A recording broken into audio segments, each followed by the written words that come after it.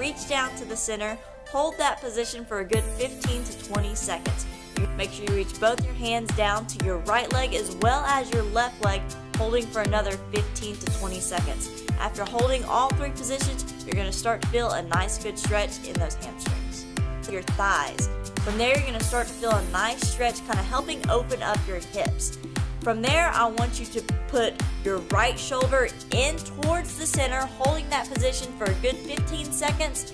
Then I want you to switch and put your left shoulder in towards the center for another 15 seconds. I recommend that you do this a couple different times, alternating between the right shoulder in and the left shoulder in. The right leg is going to go out straight.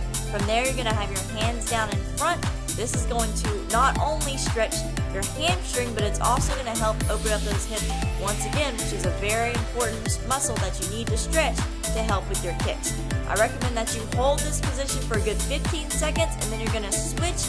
Your right knee is going to be bent, right foot's on the ground, your left leg's going to go out straight, and you're going to hold that stretch again for another 15 seconds.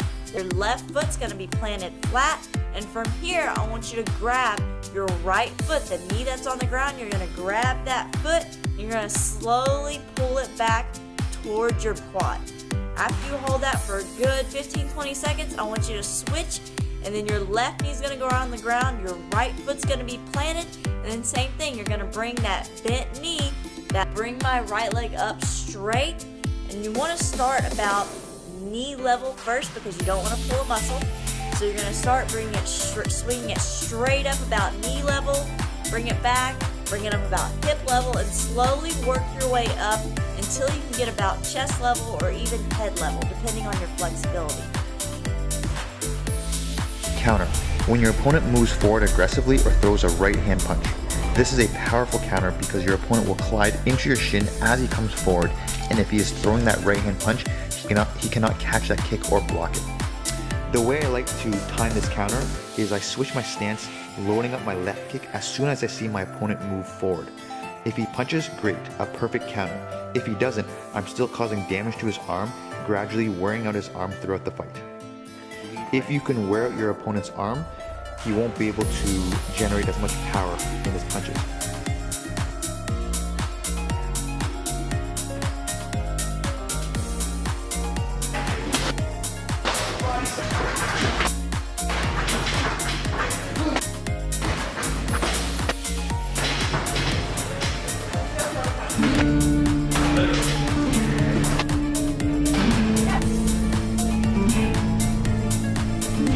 The backward step low kick when your opponent moves forward or punches. This is a simple and effective counter because when your opponent moves forward or punches, most of his weight is shifted to his lead leg, preventing him from blocking or dodging.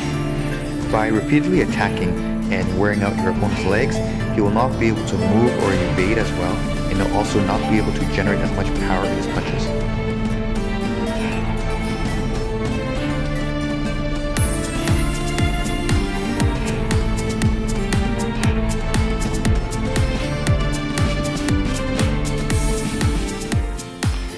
The counter works just as well against the lead leg of a southpaw, which means the inside low kick with your lead leg is just as effective.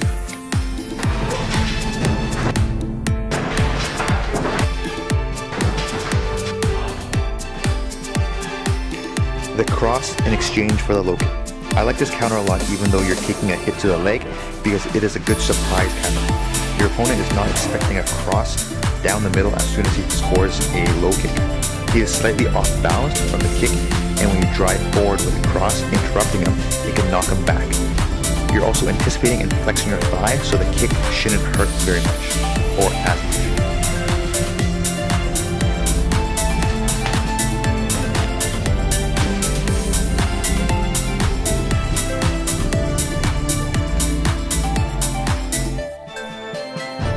Kick, kick back. This is an awesome reaction to develop. Whenever you get kicked, your immediate response is to kick him back as his kicking leg returns to a stance. This is great for keeping the score even.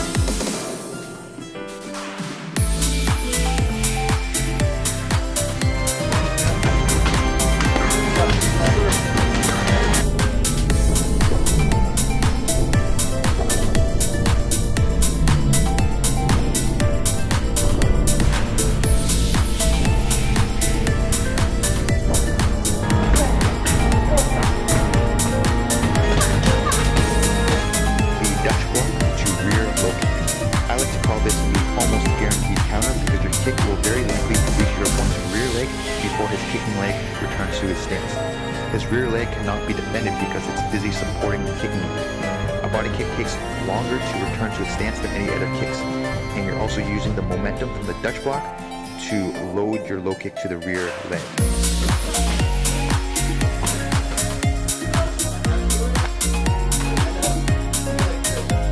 Catch the kick and counter with a cross combination. Catching the kick is always great to score points by landing a sweep or by off-balancing your opponent and landing a counter shot.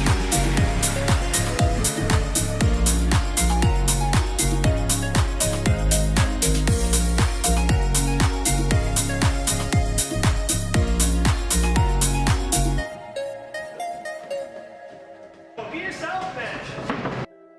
You're young, scrappy dude.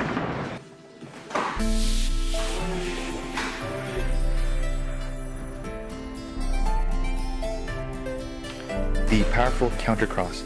Back up to draw your opponent into coming forward and suddenly plant your legs to generate power and launch that cross.